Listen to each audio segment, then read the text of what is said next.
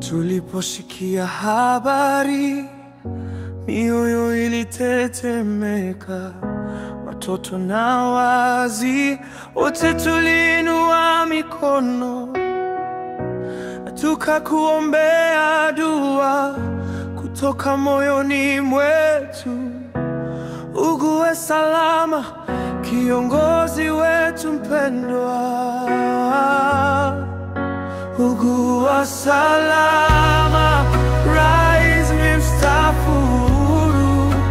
Mungu akuponye kwa mkono wa huruma. Ugua salama, mwana wa Kenyatta.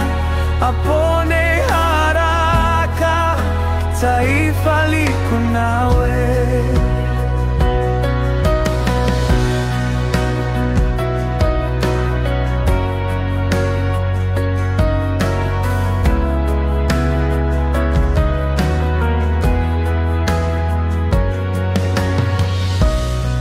Ulitutumikia kwa moyo wa upendo, amani na umoja ulisimama nayo. Sasa ni wakati wetu kukutakia heri. Kwa sala na matumaini tutashinda pamoja.